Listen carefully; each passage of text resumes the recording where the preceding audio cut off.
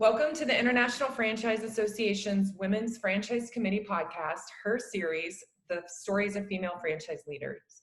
I am Leanne Caruso, and I'm honored that I'm talking to Marianne Murphy today from Floor Coverings International.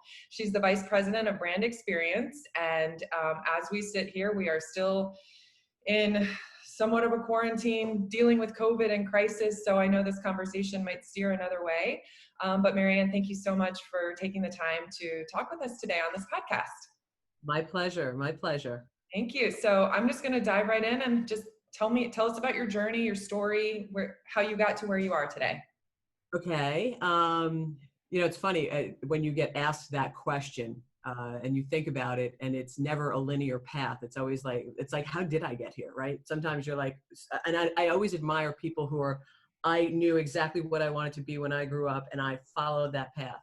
And I think for the majority of us, it's a zigzag. It's a tic-tac-toe. It's like, who knows what it is? It can vary anywhere. But if I had to root it down to one thing, I think I'm a waitress by trade. I serve people, and it has always throughout my life been my fallback. It's like, well, I can waitress. I'm not a problem. I can always make money. I can always do something. And I think that commitment to service has kind of gotten me to where I am, to how I selected where I was going to go and what I was going to do.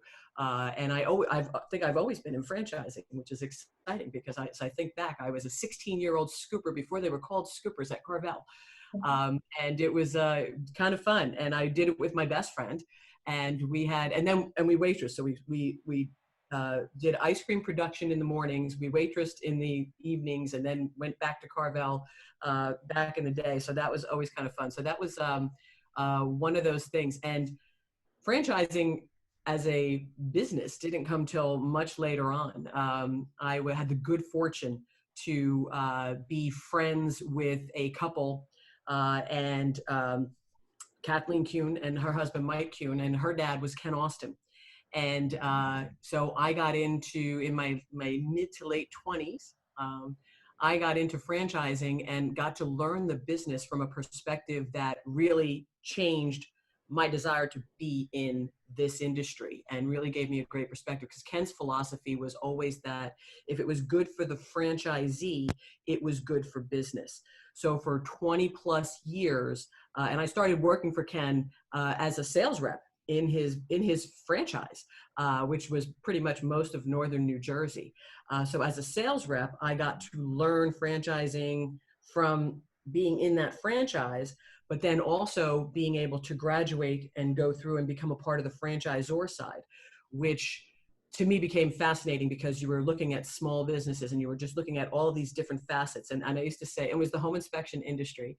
And I used to say, like, I did everything but the actual home inspections, from call center to office operations, training, all of those things. I had the good fortune to really run the gamut of every facet of that business and take those experiences, always under that mantra of Ken's, that was, if it was good for the franchisees, it was good for the franchise, right? So that was how we always operated on that. And that has just always served me well, no matter what I was doing. And about 10 years ago, I had the good fortune to land at Floor Coverings International and take all of those experiences and bring them with me. I've always liked working on the front side with customers, anything that was customer direct, or how we impacted customers, because I knew, and again, it goes back to the waitressing thing, I could influence the outcome by what I did. And I knew that what I did would make me more successful, right? So it always had to do with the customer. There was other things always behind the way, but it always started with the customer. So for me, that was always a pivotal kind of thought process in taking this trajectory. But how I got here, I have no idea. It just was, good fortune and choosing, I think it was choosing the path of people as opposed to the path of a job or the path of this. Like, who were the people that I was going to be working with? And I think that that's a great theme in franchising. Like, who are the people that are going to represent your brand? So for me, it was always the people. It's like, do I like this group of people? Can I spend all my time with these people? And the answer always across the board was yes. So I just continued to follow that path through and have that good fortune to work with so many really wonderful people. And then, of course, the people that I've met along the way have always just totally continued to make me want to stay in this industry. That's great. So it sounds like your passion for customer service and customer experience and your title, which is so cool. I love your title. It's Vice President of Brand Experience. It fits perfectly for you because that's exactly what you wanted. Yeah. And it's so funny because, we looked at, and as the world has morphed and data and all this other stuff and customer experience, brand experience, product experience, everything revolves around experience. But, I go back 40 years and it's like what I did for somebody as a waitress, an extra pickle for somebody, they just like that, or whatever, it was just something extra that could impact the way that they felt. Right. And that made the difference. Yeah. Did I make more money? For sure. Did they go out the door with a smile on the face? They did. Did they come back? They absolutely did. Right. So all of those little things had to do with the behaviors of how we interacted. Yeah, I think I served and bartended for many, many years, and I think everybody should do it because I think it definitely helps you understand customer experience and customer satisfaction and the joy and pleasure of serving someone in a way that impacts their experience. And well, you can change their entire life. Right. One thing can change everything that happens to them moving forward. Right. And you don't know what it is and you don't know how, but it just does. And to your point about being with people, how people interact with people, and you get a lot of lessons learned in bartending and serving. No kidding. And I'll tell you, Leanne, when I grow up, I will graduate from waitressing to bartending. I have no doubt. Yeah, I made that move pretty quick. I loved it. It's hard to get out of too, just because it's. I can imagine. Well, I'll tell you, you know what? Some of our best salespeople that our franchisees hire have come from that industry. They come from the service industry. And it makes them great representatives because they understand the financial value of good service. Yes. And the psychology of people. Yeah. Yeah. The basic level. Yeah. I think that's great. For sure. So as you've made it through this journey to VP of Brand Experience, tell me about some of your greatest accomplishments along the way. I think probably for me, the greatest accomplishments for me, like there's not like you can put like there are things, but I think the things that are sustainable are the relationships. And I think for me, and this has been true throughout my life, are the relationships that I've been able to build. There was a time when I think I said my newest, and they've been long and they've been deep. And I don't think that everybody has that good fortune. I think I have, because I used to say I could travel and know somebody pretty much in any city that would take me in. I don't know how long they'd let me stay, but whatever. But the relationships that you build that, and it's more that, yes, they're there for you, but also you're there for them. It's like somebody picking up the phone that you haven't heard from in years and just picking up where you left off, right? Those types of things, they come and they go. But I think the relationships that I have and the network of relationships that I have are invaluable. And you have to work at them. You have to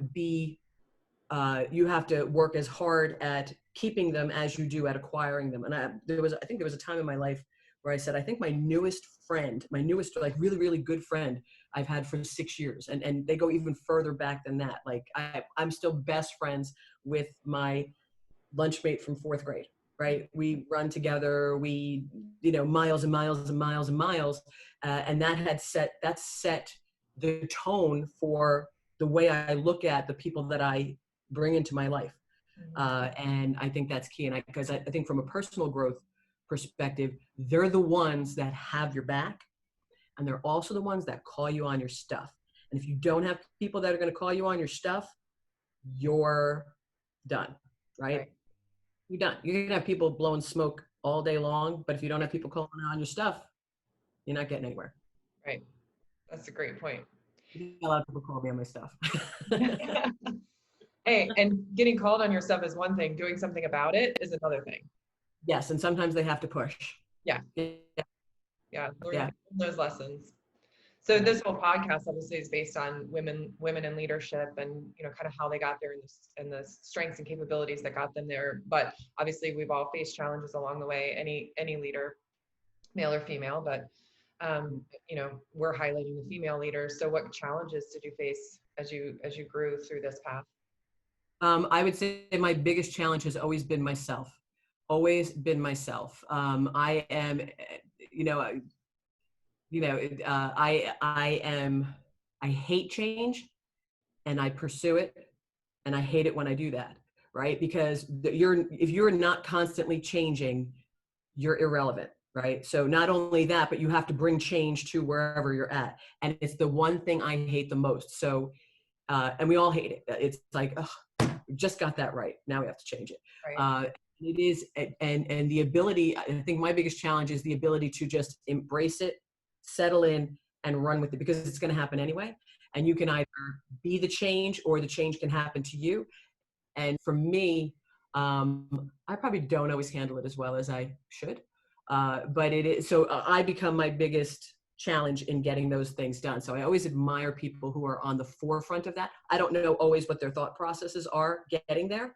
I probably would have to sit and study them with a cocktail or 7 and just figure that out. I don't know that I could adopt it, but yeah, I think myself getting out of my own way has always been a big challenge. Because I think personality has a lot to do with things. I think that people can put obstacles in your way, and you figure out how to get around them if you're creative, or you can sit and go, well, they're in my way, I can't get anywhere. Right. Well, how badly do you want to get around it, and what will you change? And that's where the change comes in. What will you change to get around it?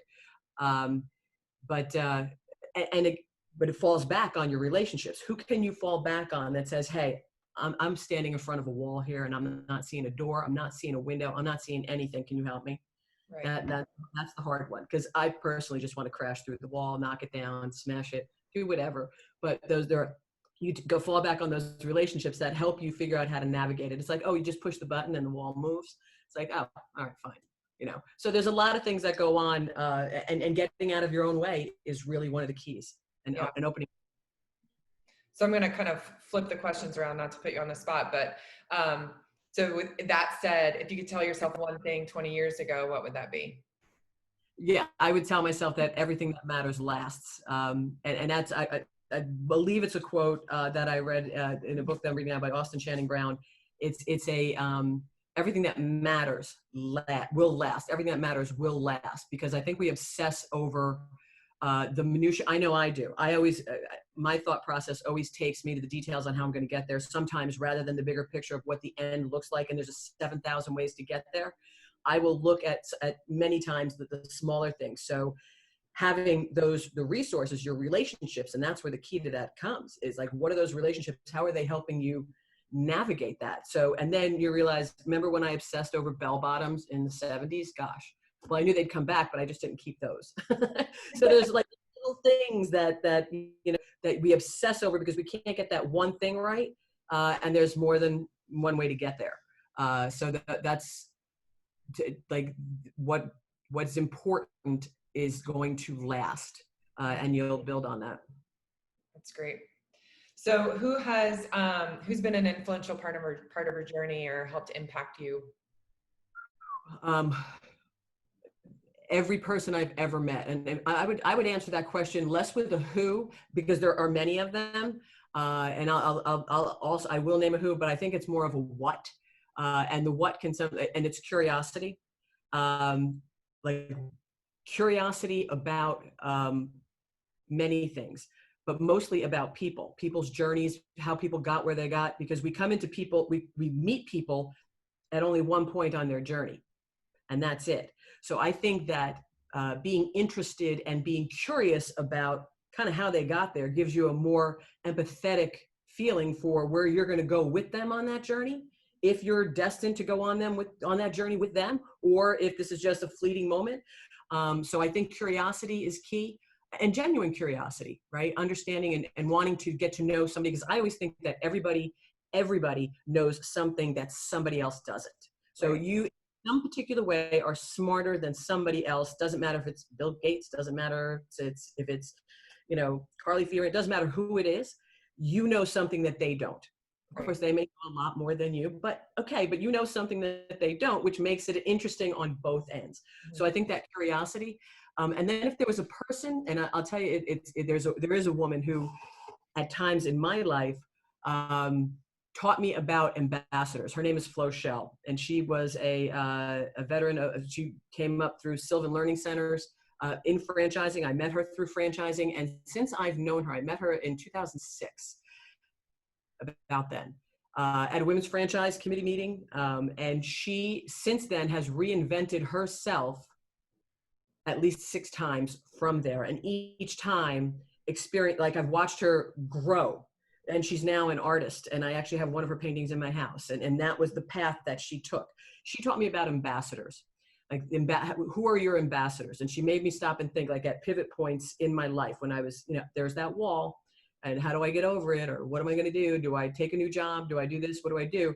She taught me about ambassadors, and those are the relationships that you have, that the people, and again, the people that have your back no matter what, but they're also the people that are going to call you on your stuff and say, well, why are, you know, think about this. Why are you doing this? Why are you holding yourself back? Why are you doing whatever you're doing? So she taught me about that. And in times of crisis or uncertainty, it's just write your ambassadors down. Just keep that list running, because A, they're the people you're most grateful to for having gotten you here. And then B, the thought process was like, how good of an ambassador have you been to them? Maybe it's time to pick up the phone. Like, just get out of your own head and go back the other way, right? So to have an ambassador, you have to be an ambassador for somebody else. But those are those people that keep you moving through life and help you through the hard stuff. And we're all going through that right now, right? And I sit up here on the 10th floor in my little tower in a career that was for 40 years travel.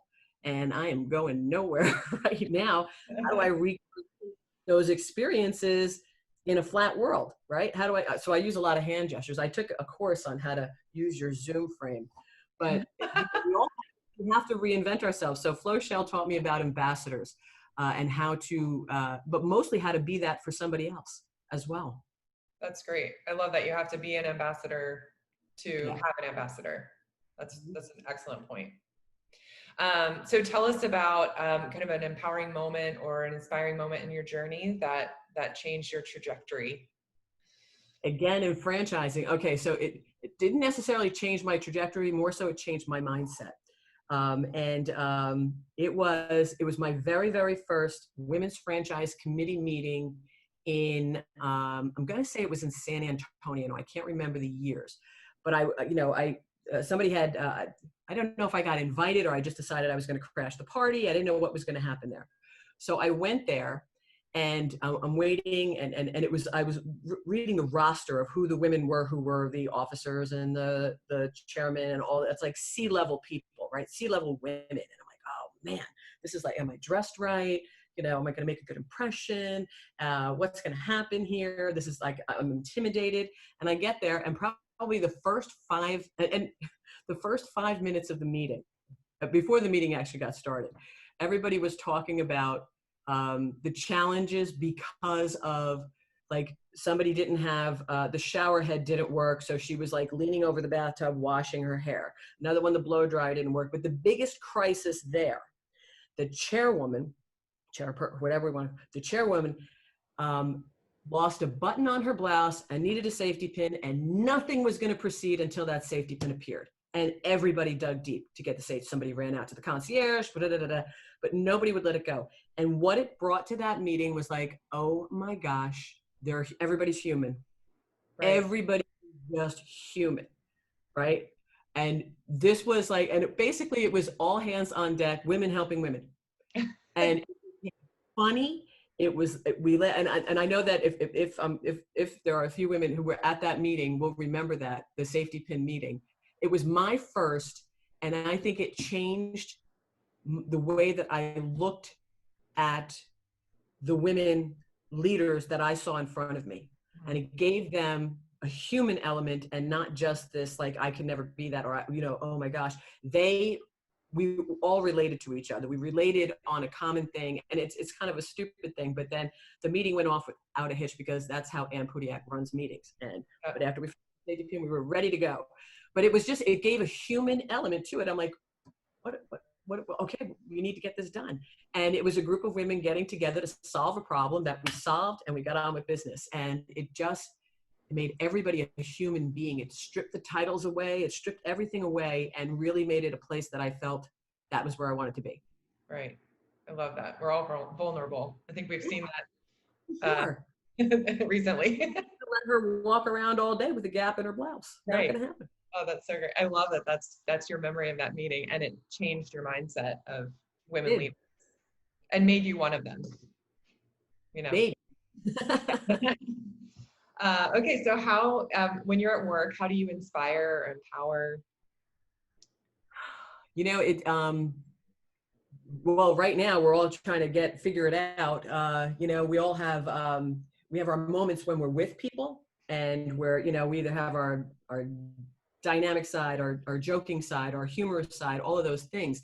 And I think now we're all being tested on how we're going to lead. It started with, how do you lead remote workers? And as a remote worker, and I have been for many, many years, I always counted on my travel presence to kind of form, not form, but to be able to connect with the people that I worked with, kind of was tasked with elevating, right? Those are the people, these are the people that you work with, that because of whatever position you're in, whether it's longevity or whatever, you're tasked with elevating those people, because you're not going to be there forever, right? You're going to be old and retired or whatever. But, so it's like, how do you elevate those people to go on to their next best thing, right? Their very best self. And I think we're all in challenges right now. So it started with remote, and we figured that out, because with remote, we all got together, but now we're suspended. And so we all have to figure out new ways to do that, right? I personally am going to keep Hallmark in business, because I will write notes and stamp things and send them off. I will make sure that, when I hear something in a meeting that elevates somebody, make sure that they hear about it, right? Just the small nuggets of good things that people do, that has to be. And with relevance, not just, it's like, okay, take whatever task that somebody worked on and just say, well done. And I think you can keep that stream. And then there's a personal side of it, right? What are you remembering about what that person's going through? Because right now everybody's going through something, and we all have our heads down trying to move our businesses forward. And that's been a big challenge. As a franchise, our mission, this is where we really earn our keep. How do we keep our small businesses in business in times of challenge, right? So we get together and we do it. So, and it's personal, because you just don't know. And I think leadership is personal as well, because you have to know and understand the people that you're with in order to help them be their best self, and what's happening. How can you help them? How can you be their ambassador to help them get beyond something? And I think we're all learning new ways to do that. So hopefully, we all come out of this better on the good side, all on the good side, on the other side of I don't know what. Right. I think we will. So what's your proudest moment to date? To date, well, I would say birdieing the 9th hole on St. Andrews, the old course. That was very proud, because don't ask me about the rest of the game. But in franchising, the old course in St. Andrews, and if you golf, you know what that is. And it was, I still feel it was a year ago. But I think here, I am fortunate enough to be a Crystal Compass recipient of the Crystal Compass Award. And it came out of the blue, and it's a peer award. So to have your peers not only nominate you, but then say, yep, we all agree that this is where this should go, is very humbling. And when I look at the group of women, and they're all still in my life right now, again, they're the ambassadors. So that is it makes you stop and say, whoa, okay, I'm holding up my end of the deal, I hope, in being an ambassador for them as well, right? Because so it was really an honor and pretty much a shock. And I still to this day quite honored to have been a recipient of that. Yeah. It's actually right there. I keep it in the living room. I love that. Yeah, that's quite the accomplishment to have a peer nominated award. That's so powerful. Of all the women, there's so many. I look at the accomplishments. I look at all of these women. I'm like, wow. So yeah, it was a very proud moment. Oh, that's awesome. I just have a couple more questions. If you could give one piece of advice to a young woman just entering the workforce, what would that be? Yeah. But I'll go back to the everything that matters will last for sure. But I will say, be kind, listen, and be heard. And sometimes those can feel like they're in conflict because you can be judged when you're attempting to be heard for not being kind or not listening, which may not always be the case. It may be somebody's perception of the case. And I think that right now on the planet, there's not enough listening going on. And people do need to be heard. And we're all not everybody's not expressing themselves as constructively as they could to get their point across, but it's a learning experience. So that listen piece, and I put that like right in the middle because kindness comes first. You have to, because I don't think you can survive on the planet without it. But that listening, you need to listen in order to be heard.